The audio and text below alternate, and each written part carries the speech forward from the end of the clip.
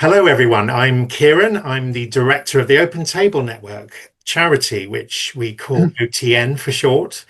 And I'm also one of the founding members of the first Open Table community, which began in Liverpool in 2008, coming up for 17 years this summer. And it started to multiply into a network of communities in 2015. So we'll be marking 10 years as a network this summer. So OTN supports communities which welcome, include, affirm and empower LGBTQIA plus people in a diverse range of churches across England and Wales. So you're more than welcome to join us for this special LGBTQ&A webinar to introduce you to our two co-chairs. Welcome to you both, Reverend Andrew Howarth and Dr. Carol Joyner. Hi, lovely to see you. Hello, everyone. It's an absolute delight to be here with you all, and I look forward to helping you to get to know Andrew and Carol this evening. So briefly, to give you a heads up to what's coming, Andrew had became a trustee of OTN in March 2023 and co-chair of the charity in March 2024. And Andrew followed our first co-chair, the Reverend Dr. Alex Clare Young, who is now one of OTN's patrons. And Andrew recently retired as a chaplain at the University of Bradford, but he's worked in mental health for 27 years, served as a Methodist minister before becoming a Church of England priest. And Andrew works alongside his civil partner with the team that's developing the Open Table community in Bradford, which is the first to meet in a place that's not a church. It's actually an LGBT community venue. So no doubt more of that later. Meanwhile, Carol became a trustee in March 2024 and co-chair in April 2025, following our second co-chair, Sarah Hobbs. Carol's a freelance tutor, lecturer, public speaker, and author of several books on bisexual, Christian, intersectional identities and LGBT Christian inclusion. So she's part of the worship team at Augustine United Church in Edinburgh and on the leadership team of the Our Tribe LGBT affirming ministry there. She was formerly secretary to the European Forum of LGBT Christian Groups, where she's still a delegate, and vice chair of the Lesbian Gay Christian Movement, which is now known as One Body, One Faith. So Carol lives with her wife just outside Edinburgh and hopes to support the formation of an open table community in Scotland. So we'll begin by hearing a little from each of you individually, followed by a discussion with both of you. And then we'll take questions from those of you who are with us live in this webinar. So this is for both of you, the same three questions about your early years. What was your experience of church? Did you feel as though you belonged in church? I was taken along to Sunday school as a young lad with my mum and dad. And that was pretty much the pattern of every Sunday. We went to church Sunday morning, Sunday school in the afternoon. It was a fairly chapel sort of based home that we had, so things were kept to a minimum on a Sunday because it was church day, and to begin with it was quite cool in Sunday school because there were boys and there were girls. It was back in those uneducated days when the boys sat at one side of the Sunday school and the girls sat at the other side, when there was no mixing, but gradually as we moved up through the Sunday school, the boys dropped off and the girls carried on coming till eventually one day I realized that I was the only boy. And that kind of then affected my later child, early teen years, where everything that I did at church, I did with some really cool girl friends, but I was the only boy. So did I fit? Yeah, I fit in really well with the girls. I was one of the girls. It was fine. But there was something that maybe I should have been doing something else. If I was a real boy, I'd be off doing something else and not going to Sunday school and church. Really quite different. I didn't grow up in a Christian family. I did believe in Jesus from quite a young age. I had a very Christian primary school head teacher who used to read the gospel every day, and he was a very kind man, and I just believed, basically. I didn't actually set foot in a church service till I was 17 when I came to faith. And I started going to a very charismatic Pentecostal church in South Wales where I lived at the time, and I have vivid memories of the minister or the pastor, I don't know what they're called in Pentecostal tradition, but he used to wear white golf shoes and jump up and down a lot, and there were women waving gold lame flags. It was a little bit hard to take seriously, and in the end my friend and I kind of got asked to leave for giggling. And then I went to a series of churches, and until I left church in 2013 for about 7 or 8 years. But that'll probably come up later. Yes, I'm sure it will. Thank you. So personally then, how would you identify yourself, and when did you realize this part of your identity? When did you come out?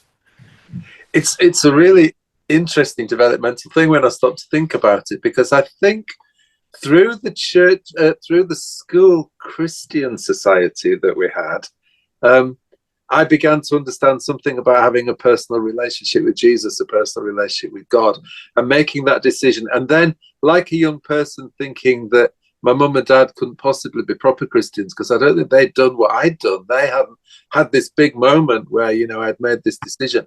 And shortly after that, I realized that there was something else that was different about me as well. And so becoming a Christian and coming out came at a similar sort of time. But I couldn't talk to my mum and dad about it because it was just an absolute no-no.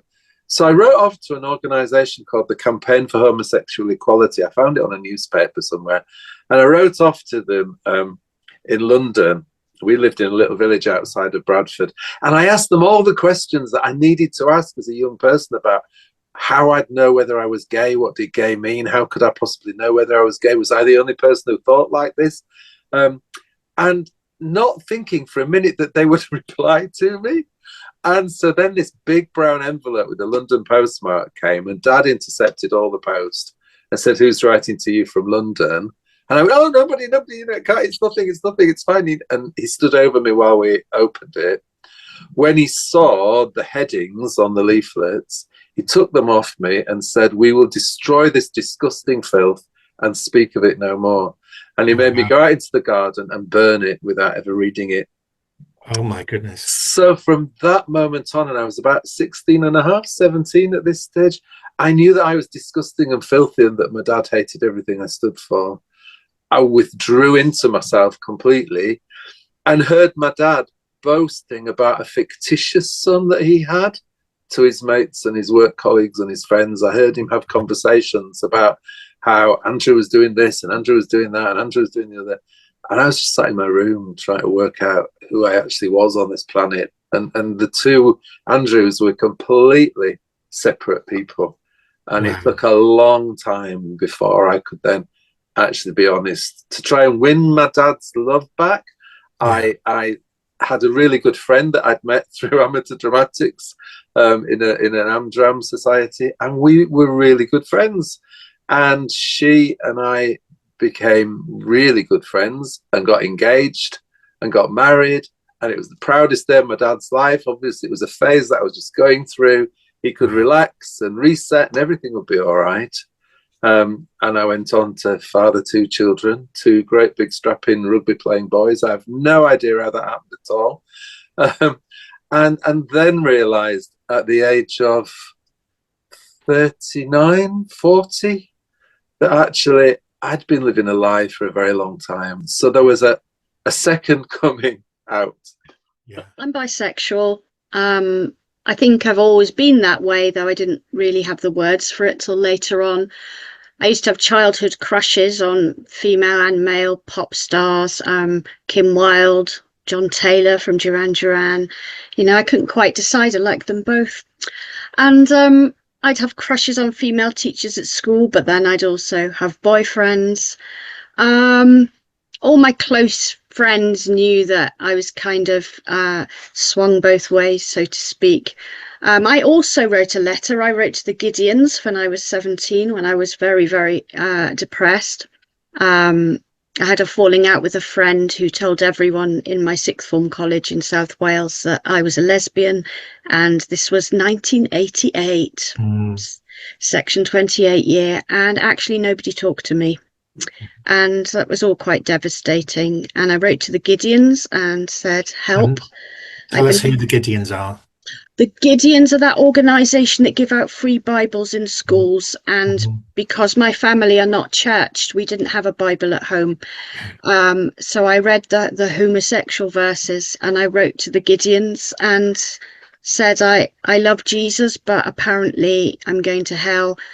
And they just wrote back with that verse that nothing will tempt you beyond which you can endure, which kind of didn't feel enormously helpful. I was in a climate really like Andrew, where it was just totally not on the table to be out as who I was. So I married my best friend, who's male, and we had 3 children, and I was married for over 20 years and have 2 strapping sons in the police and a daughter who's not in the police. Hopefully she won't join as well. And I was married to him for over 20 years, but I was getting increasingly depressed, not because he wasn't a nice guy, but just because I began to realize I have sexual feelings for men and women, but I only have romantic feelings for women. So it just didn't work. And it's complex. Bisexuality is not easy, and I just really needed to bite the bullet and accept that truth, a bit like Andrew, that I was living a lie, never intentionally, but just through the circumstances I was in. And we discovered when we were preparing for this session that actually the journey through parenthood is something that you share, which we hadn't really registered before. So perhaps that will come up a little more later on. But for now, then, how has your faith helped or perhaps hindered you to understand your identity? It's interesting that I realized the 2 things kind of happened at the same time, that I became like a proper Christian who could say, yeah, it happened on that day. And also recognized that I was gay within a very close time. And I think because I'd had quite a lonely adolescence, not being able to talk to people about who I really was, living in my bedroom an awful lot of the time, I guess if there were such things, I was potentially kind of an incel because I was just living in my own room, not really communicating with people at all. I developed a relationship with a God who I knew was my heavenly Father, who, however my earthly father felt about me, my heavenly Father loved me. He'd created me. I wasn't a Friday job of his, that I was somebody that he had made, that God had created, that was probably going to be okay, but at the same time, a sense that this was going to be a really difficult journey, but that I need never feel that I was on my own. So that feeling of God being ahead of me, behind me at one side and another, accompanying me, walking by my side. The Emmaus Road passage has always been really, really important to me. And so I think there's something about that journeying with God, knowing that God's there with you, that's been an important part of my faith. With the exception of my current church, which is fantastic and really affirming, I've rarely found church environments helpful. I to this day feel uncomfortable in groups of church folk. I don't come from that background, and I suppose a bit like Andrew, I had to kind of retire to my bedroom. I had no issue having quiet times with God because, that's what I did. I hid in my room and I read the scriptures and I prayed. I just, as you would normally talk to someone. I've never had a problem with faith in Jesus. Even in my darkest moments, it's never been Jesus's fault. It's been the church, or it's been Christians, or, stuff going on in my family. So my faith has always felt strong, very, very strong. And I think there's something about growing up little in the 70s. There wasn't a lot to do, there was no internet. There was 3 telly channels. You did sit in your room and read if you didn't want to hang out with your parents. So Yeah, just a lot of time to myself to discover the Word of God, discover who Jesus was for myself. Mhm. And I'm really grateful for that now. Lovely. And I'm sure folk are already hearing stuff that they can relate to from both your journeys. So we're going to take a slight change of direction. So Carol, we're going to give you a moment to yourself while I ask Andrew a little bit more about his journey, and then we'll come back to you, Carol, in just a moment. So Andrew, we mentioned earlier that you became a Methodist minister before transferring your ministry to the Church of England. So what did you learn from those experiences? It's funny. I mean, I became a minister because I thought that that was a way of making me better, making me somebody who would be acceptable, somebody who my dad would be proud of. And for a little while, I mixed up my understanding of earthly father and heavenly father for a little while, and I got through the interview period and the candidating procedure. I said all the right things. I remember saying very early on, okay, Lord, if this is what you want, you're going to have to help me because I can't do it in my own strength. And I found myself somehow or other accepted for training and went to Manchester, to Hartley Victoria College in Manchester. And all the time, one of the driving factors was, if I give every hour that God has to working for him, then he's bound to make me better. And this idea about making me better was something that just would not leave. And there were some weeks when I know I was working 75, 80 hours a week because that was the only way that God could make me better. And I did that for about 12 years as a Methodist minister. And then, unsurprisingly, had a breakdown where everything just fell to bits. It was like the opposite to the Midas touch. Whatever I touched seemed to fall to bits rather than turn to gold, including my relationship with my wife, that had become just a friend relationship by then, but even that wasn't working. She wasn't getting what she needed out of a marriage, so developed friendships with other people in other places. I was left on my own again, and the whole thing came crashing round my head. And for a while, I remember one morning waking up and going in my prayers to this place that I'd always kind of seen was a safe spiritual place, a bit like a storehouse full of ideas and concepts and things. And it was like somebody had moved out overnight. There was just nothing there. Wow. Like tumbleweed. And even God was really difficult. It was like God had moved away. I realized afterwards that it was me that had actually moved away, and that God was there. But in my breakdown, it felt like I was completely and utterly alone, and I had to start that whole journey again. So my coming out process proper was part of my recovery from what I see now as a breakthrough, not a breakdown. Because I just couldn't carry on pretending to myself, to God, to the world, that I was somebody.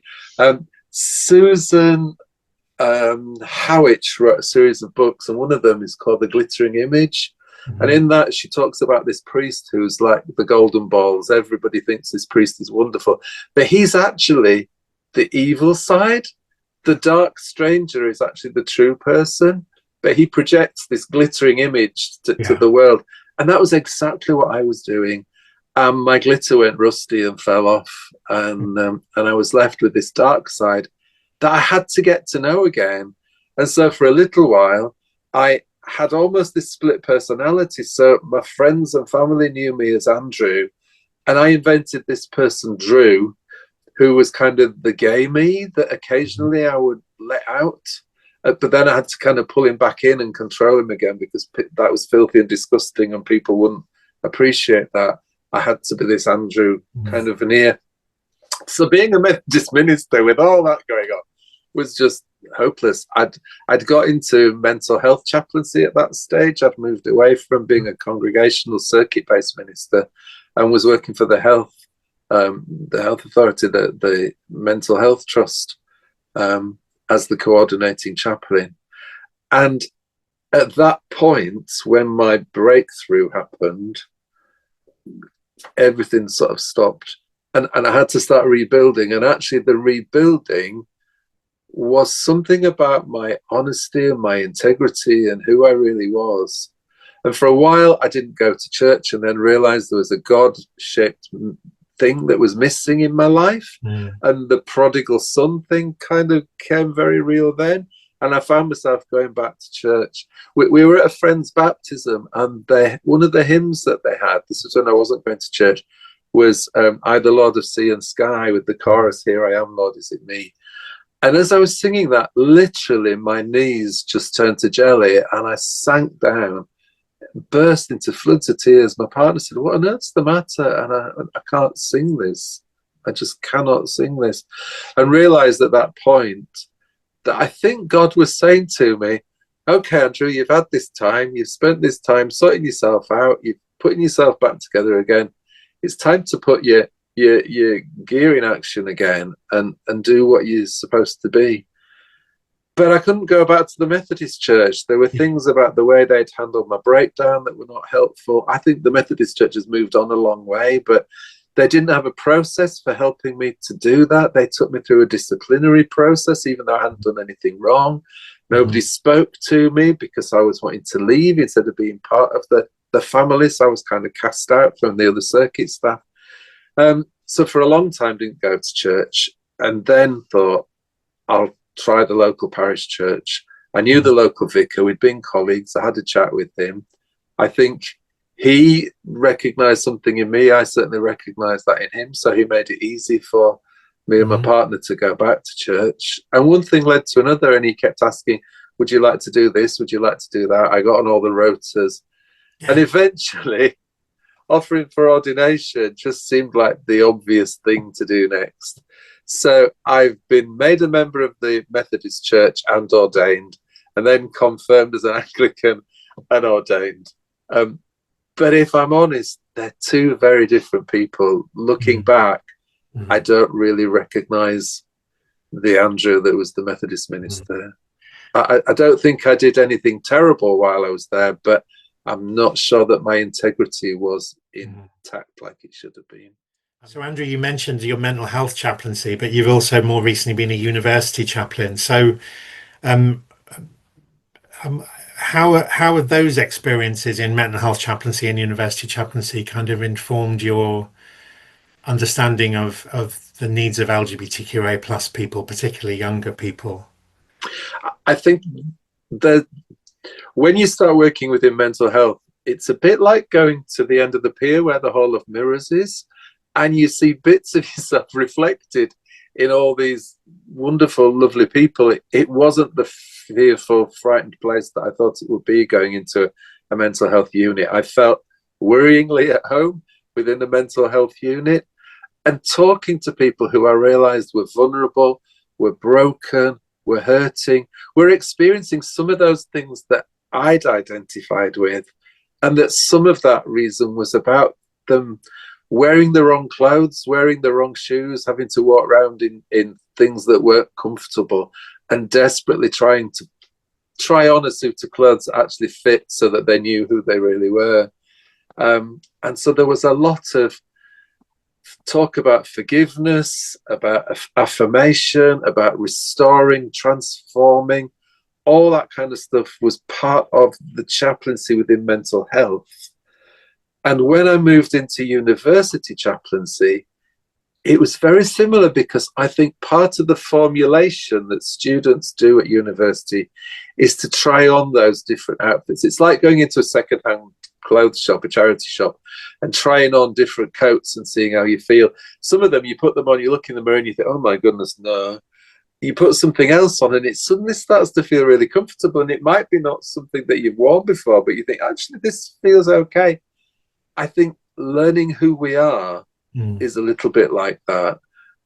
Students arrive at university often wearing the suit of their parents because they've not had any opportunity to question why they believe what they believe. They believe what their mum and dad have told them. We've all perhaps done that. But they get the chance to take that off and try something else on and see how it feels. And that's true about identity, about faith and belief, politics, worldviews. it should be a safe place where young people can try different ideas out and see how it fits. And it felt such a privilege to be part of that work. That's lovely, and I can see how that's informing your ministry with Open Table. So briefly, can you tell us, how did you come to host the first Open Table community that meets in an LGBT community venue and not Yeah. a church? When you offer for ordination in the Church of England, you have several interviews with bishops. And I was always convinced, I think because of my Methodist experience, that the Church of England were going to say no, because I was coming really open and honest this time. I was saying, I'm a gay man, I'm in a civil partnership, I was married.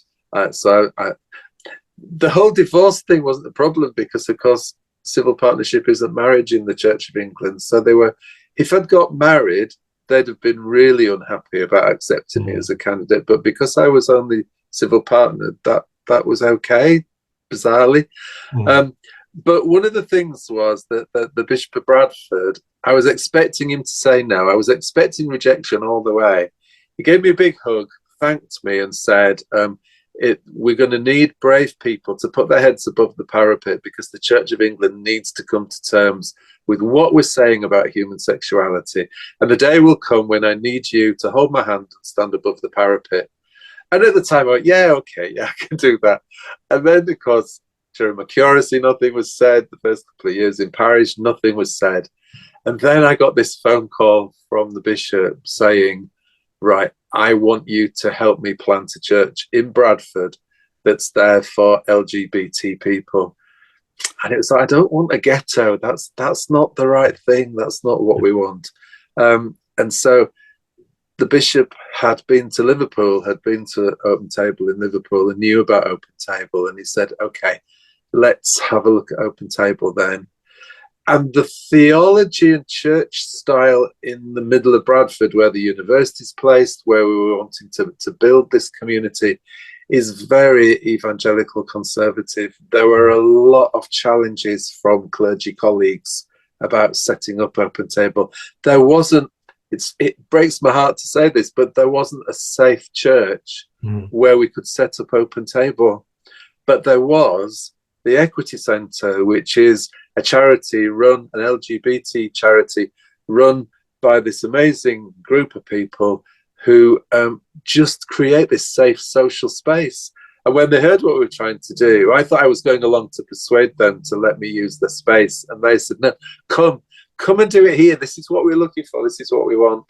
So we started to worship at the Equity Centre, and people are so happy there. We've kept asking, is it time to move into a church? No.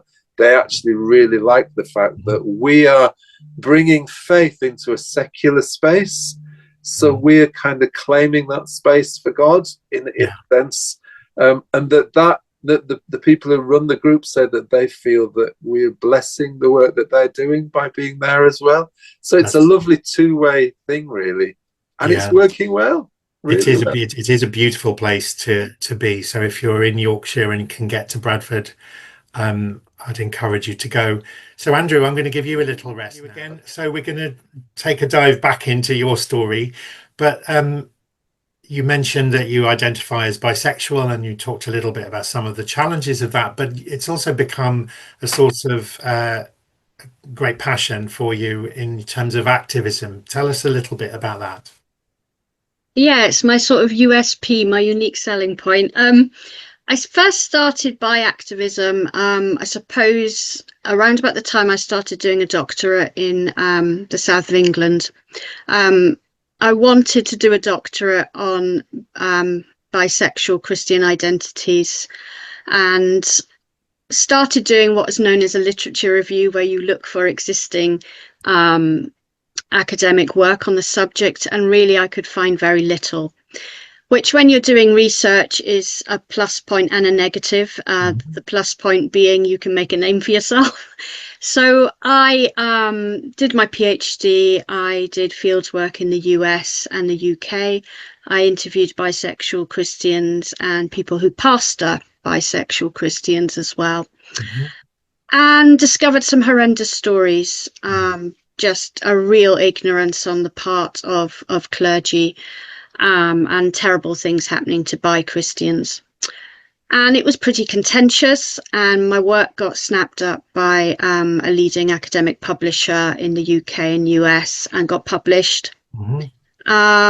And from that, I got chapters published in other books and started to get invited to give talks, both in sort of LGBT faith circles and also academic circles.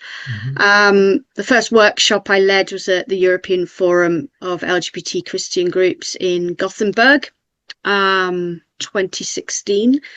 And this is an organization that's been going since 1982, and it was the first time anyone had done a talk on bisexuality, which was flabbergasting. I got the full kind of what I call the slitty eye treatment, you know, sort of. So and that led to other talks, and then during lockdown I kind of brought my retirement plan forward and started learning how to publish online and started publishing books and doing more research off my own bat.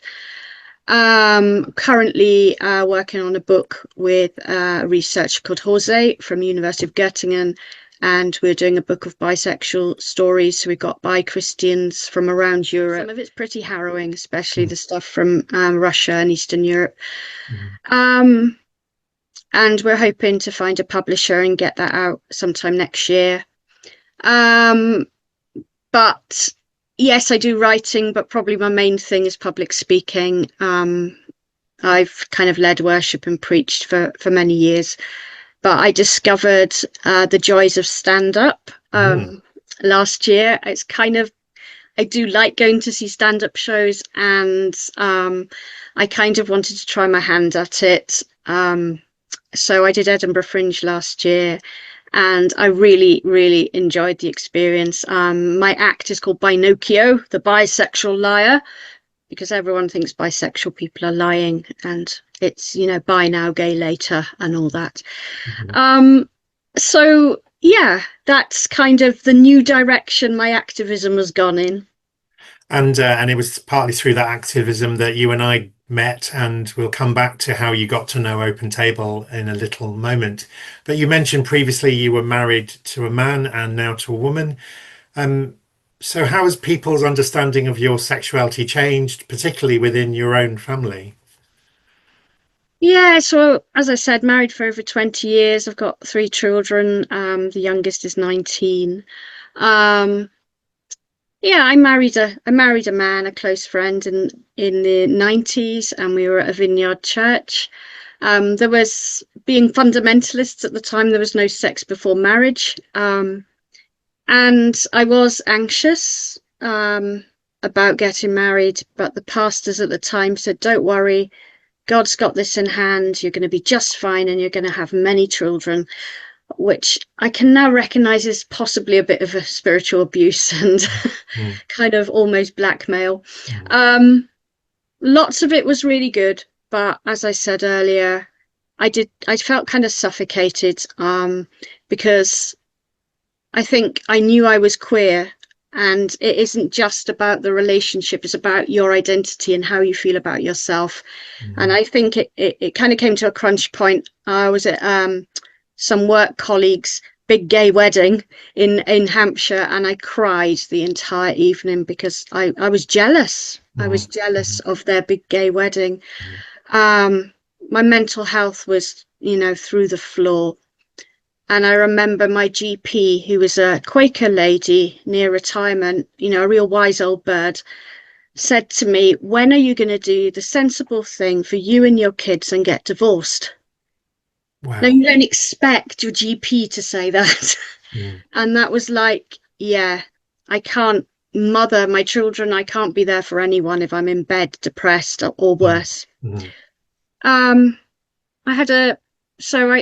I split up from my husband. I saw a few women on and off, and then I met my now wife. Now people assume I'm a lesbian. Yes, I was wondering about that. Yeah, I was bisexual when I was married to a man. Everyone thought I was straight. And now I'm married to a woman. Everyone thinks I'm a lesbian. I've been bisexual all along, but people just don't It's not on their radar pretty much most of the time. I'm And either that's a why, lesbian or I'm her mother. and that's why being visible about bisexuality matters, right? Yeah, Yeah, absolutely. yeah. So yeah, Tell us about the mannequin. this is Bobby, or Bob the Bi. Um, yeah, I bought Bobby in a charity shop, and as I was carrying her home, she fell apart in the middle of a big, busy high street, and an old lady said, "I'll take her legs, you take the rest of her, and help me carry Bobby to my car." And the old lady said, "My name's Bobby," and I thought, "Ah, it's going to be Bobby." So And she's got the bisexual flag on her he t-shirt. has a bisexual t-shirt and a Pinocchio hat from my show. Yeah. Marvelous. Well, you'll have to let us know where we can buy the merch. On my website. um, so you've also bringing a wealth of board experience with you, aren't you, to your journey as secretary to the European Forum, which you've mentioned, and you're Yeah. still a delegate, so you still go to their conferences, Mm. don't you? And you were also vice chair of LGCM, which is now known as One Body, One Faith. So what did you learn from those experiences that might inform your OTN role? Yeah, I learned a heck of a lot because I was quite new to the queer Christian community, and I met a lot of people who've been trailblazing, right from the start, and really learning my place in that pecking order and appreciating what they'd done before me. Um, I think some of the things I've learned are possibly a bit less positive. And this is generally, it's not related to either of those organizations. There is horizontal oppression in the Mm, LGBT Christian communion, and it's not pleasant sometimes. As a bisexual person, I'm quite sensitive to it. mm, I get why it happens. People have fought hard for their rights. Gay and lesbian people fought very hard for their rights, and you come along and you're a bit more fluid, either gender fluid or you've got a middle yeah, sexuality, bisexuality, and you're kind of, because you're not unidirectional, you're almost disputing that argument that yeah, we're born that way, we're a different species. Um, and I don't kind of quite fit into any of the boxes. I don't really like things that follow gender mm, segregational lines. I don't like women's conferences and women's prayer groups and all that kind of thing. I don't see men as the enemy. mm, Um, so that's the kind of downside of it, but it's very perspective building, meeting older people, and also just all the young folk coming up at the European Forum in particular. They're far more fluid around their identities, yeah, far yeah, more open-minded, and of course being involved with organizations that support people in Eastern Europe and Russia in particular, it does make you appreciate what you've got here, even though things are turning bad. yeah. Generally, the times I've been involved in these organizations, we really are very fortunate in comparison. So it's good for perspective building. So people might think, oh, Carol's quite new to Open Table, but actually, you and I met at an Oasis Church Yeah, conference in yeah, 2010, didn't we? yeah, Open Church, and Steve Chalk was the founder of Oasis Church. He spoke out quite boldly in favour of same-sex marriage, for example, didn't he? And he had this conference and encouraging churches about how to be more open and inclusive. So that's yeah. where we met, and that was about 15 years ago. Yeah, yeah, Um, we've known each other a while, and I did a talk for Open Table London, so I've kind yes. of been involved and always kind of admired your marketing from afar as well. And yeah, it's quite a small circle, LGBT It Christians, is. and we're kind of more or less the same age. So Yeah, that's right. yeah, And when I was doing freelance work, I actually helped to market one of your books, yeah, and we worked in partnership on a Gathering Voices conference around that's right, in Leicester. Yeah, yeah, intersectional identities. So yeah. you're bringing a wealth of experience, and it's a delight to work with you in this new way. I'm going to ask Andrew to join us again. So you're both taking on these roles as co-chair. Andrew, you've been doing it just over 12 months, and Carol just for about a month. Um, so, what unique perspectives do each of you bring to this shared leadership role, would you say? I think it's really interesting. Sarah and I had to work out what co-chair means when I was supporting her. And then Carol and I had to do the same thing all over again. I think, having been employed for nearly 30 years within chaplaincy, I kind of bring a sense of pastoral care to the organisation, and stuff around the really important area of safeguarding, and supporting new groups that want to develop, and being there as a pastor, as a carer, doing the pastoral bit. I'm hopeless when it comes to sort of admin and strategy and all those kind of things that terrify me, but thankfully they don't terrify Carol. I suppose I'm very pragmatic. I'm reasonably pastorally minded, but I think Andrew would excel far more in that role than me. I like networking. I really like meeting people, and fully plan to travel and visit groups in far-flung bits of the country, even though I'm up in Scotland. Definitely want to meet with people north of the border and see if we can set up a community somewhere in Scotland. That would be great. And I think, I probably bring a sense of humour, though I think Andrew's quite strong on that as well. We've done a lot of laughing already together. Yeah, I've done a lot of laughing. Yeah. And I don't jump on popular bandwagons. I'm an independent thinker, and I am quite proud of that. I don't jump on the red bandwagon, hello, or the blue one. I try and think through issues for myself, and there's a certain advantage to not being a churchy person who's got a churchy background. Can kind of sometimes see things the way the average person on the street sees it. So yeah. I think a lot of our members would identify with that. I think that I'm imagining a lot of resonance from both your stories. So we've had one question from our audience which says, what are you most looking forward to in your role? Working with Carol is something that I'm really looking forward to this year. We clicked straight away when we started talking, which was lovely. We do have both have quite an active funny bone, which has been a big help, and I hope that people will find that we do complement each other, that we fill up each other's gaps and support each other's strengths, and so that's a really important part. And just getting to know other people within the network, that the Open Table Network is just an incredible organisation with some wonderful, brave, imaginative, resourceful, spiritual people who are out there being part of God's miraculous work for the LGBT community. And it's such a privilege to be part of that and get to know them as well. Yeah, I really think there'll be good crack on the board. And that is important.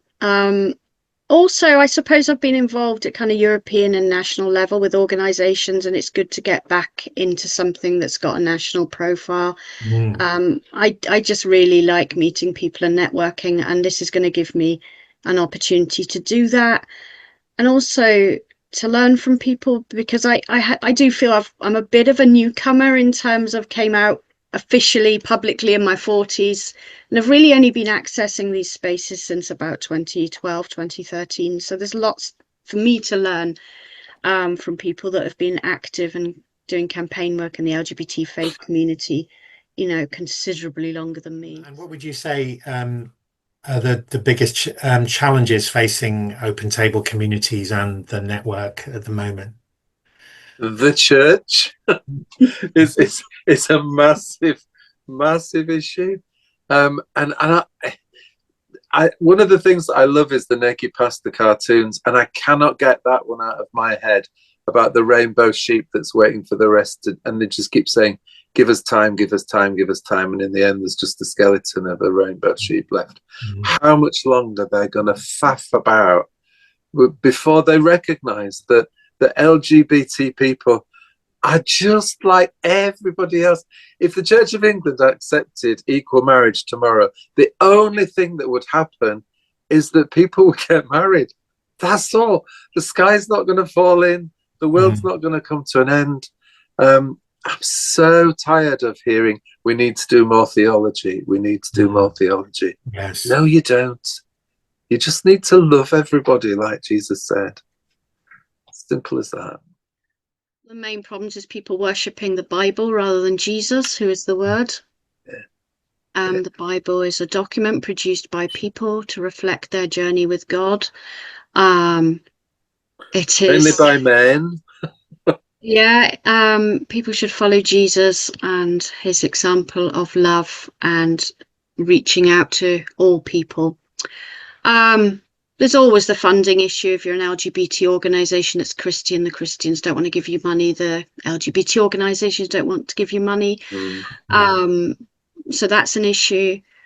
I think we can only benefit from the stance of the church. You know, over 50% of 18 to 24-year-olds do not identify as 100% straight, which means they are a middle sexuality or they are lesbian or gay.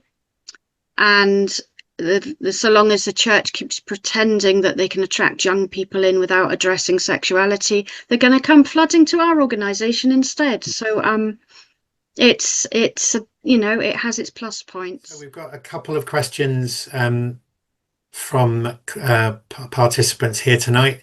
There's one for each of you individually, and then there's one kind of together about our shared vision of the church or for the church. So Andrew, you shared about how you grew up with your father's attitude, and so what would you say to your younger self facing those challenges, and or what might you say to a young person today facing similar challenges? What an interesting question. I think there's something about having to honor your father and your mother that is really hard. And yet recognizing that you are called to be the person that God made you, created you as, and finding the way to fit those two things together is a really painful journey. So I wouldn't pretend that anything is easy. I wouldn't pretend that you just have to say your prayers and it's all right. The one occasion when I really did try to talk to my dad, he read the entire hymn of What a Friend We Have in Jesus and told me what a privilege it was to take everything to him in prayer, which is right, but that wasn't what I was looking for at the time.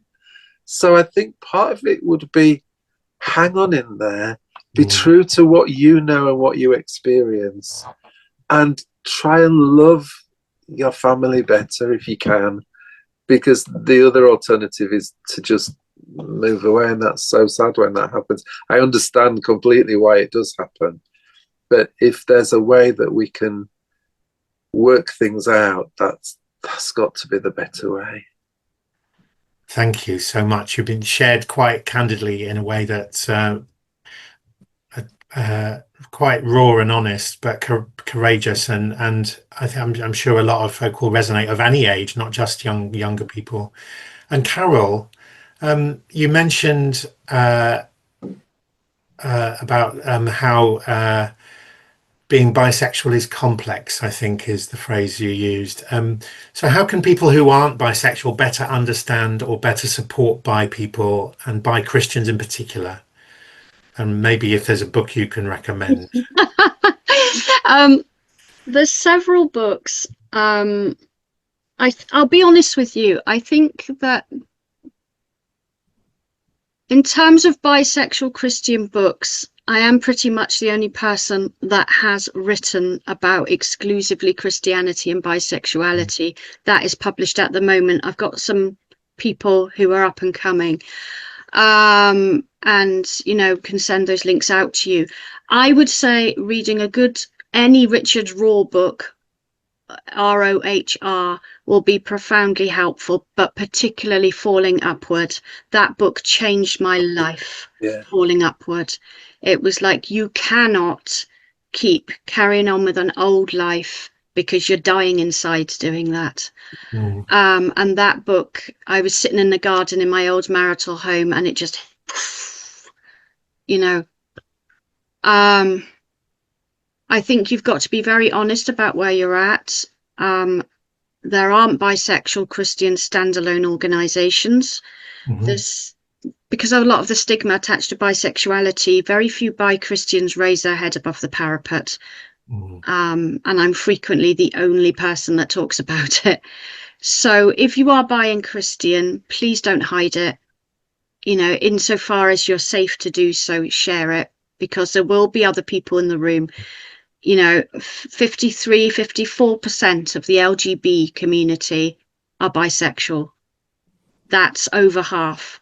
So you will be, can guarantee in an LGBT Christian movement, there will be twice as many bisexual people, but they don't talk about it. Because there is stigma. I mean, I'll be honest, I've had more problems with lesbians than I've had with straight women or anyone else in the LGBT community, because there's that feminist strand to it as well that you're letting the side down. So reach out. There will be people there, but they're probably too shy to talk about it or too worried to talk about it. But European Forum, for example, that is an organization that's very bi-welcoming, and covers all of Europe. Open Table Network is certainly bi-affirming because I'm co-chair, and I think if they weren't, I wouldn't be co-chair. Can't really speak for other organizations because you don't really know until you're within an organization how affirming it is.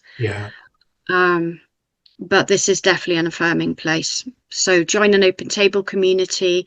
If you're in Scotland and there isn't one, get in touch with myself. Kieran can supply details, or I'm on the Open Table website. And there's a fantastic group at my church, which is definitely bi-affirming. That's our tribe at Augustine. Our tribe at Augustine Church in Edinburgh, which is a joint ministry between the URC and Metropolitan Community Church. It's fantastic. And such a great team there. It's, you know, it's the only church I've ever been to which is fully affirming, where I don't have to pretend at all. And I refuse to.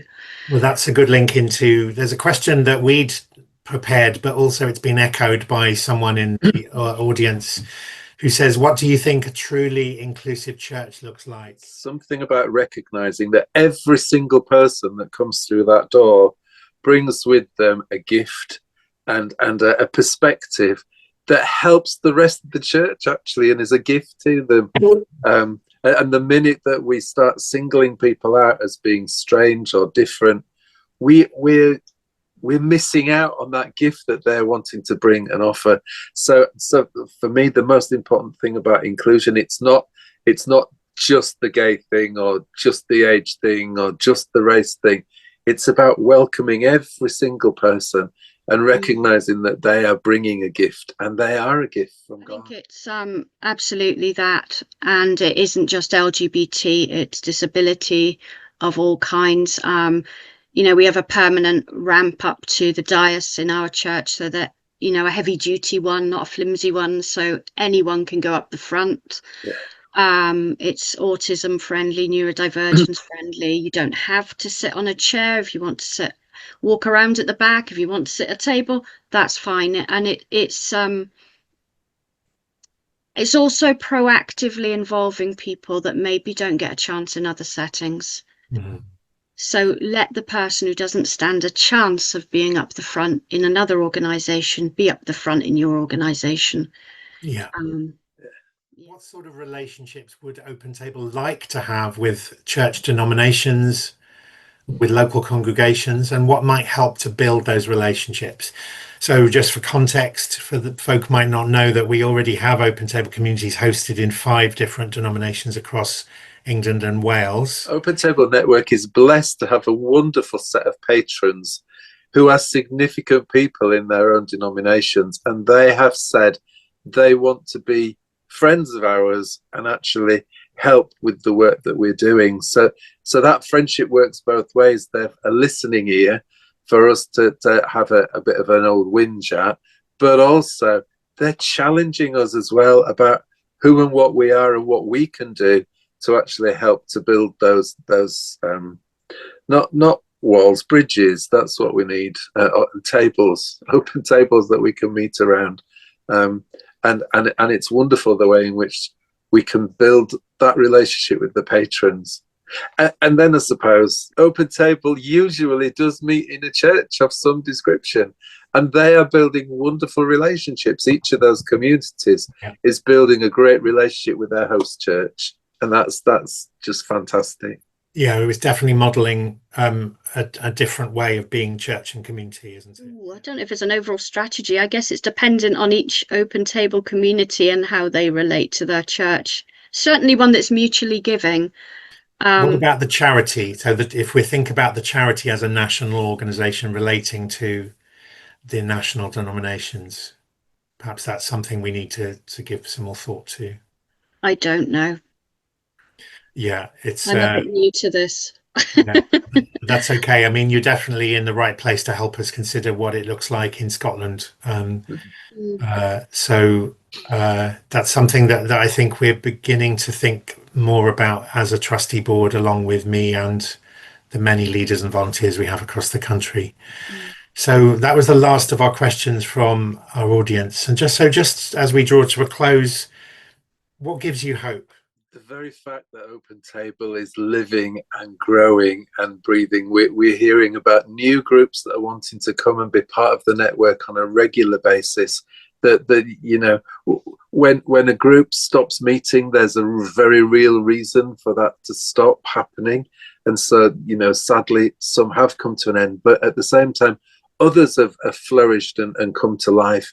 And God is doing an amazing thing in spite of and because of, and it's so exciting to see that happen and to meet with other people who share our same hopes, joys, fears, anxieties, similar stories right across the whole of the UK. The important thing for me is that network word, that we need never be on our own, because there's somebody going through something very similar to what we've been through, who understands who we are. Well, I read that church attendance is up generally. Maybe not in the Church of England, but it seems to be elsewhere. And I think people are coming away from, thankfully, of thinking everything can be solved by a screen, that we do need to be in a room with each other. Mm. And there's a place for meeting online, but nothing really compares with real friendship. And I think that, you know, Open Table can offer that. It's real, genuine, and hopefully this webinar tonight has shown you that there are people who will talk about stuff that's happened to them, so you don't need to feel alone. So thank you so much, both of you, each of you, for your courage, your honesty, your leadership, that we're growing into a new phase of leadership of the charity and the network, and looking forward to celebrating 10 years as a network this year and 17 years of the first community. So watch this space for news about that. So friends, thank you very much for joining us, each and every one. This is the last of the new series of webinars, but the Q&As that we did in 2020-21 and from this year, 2025, are still available on our YouTube channel. So please do subscribe to get notified when we publish new content, and do have a look around the archive. So how can you get involved? By supporting Open Table's mission. So we do invite you to check out our website if you haven't seen it. There's loads of resources on there, and we're all open to contributors to our blog, and we have a podcast. So do get in touch if you'd like to share your voice. And we have an e-news which goes out once or twice a month to keep in touch. There's a support us page which talks about how you can support us through prayer, through volunteering, through online shopping at no extra cost to you, and through giving for those that are able, which is always much appreciated, and it really makes a difference. So do keep in touch. Let's keep the conversation and the community building going.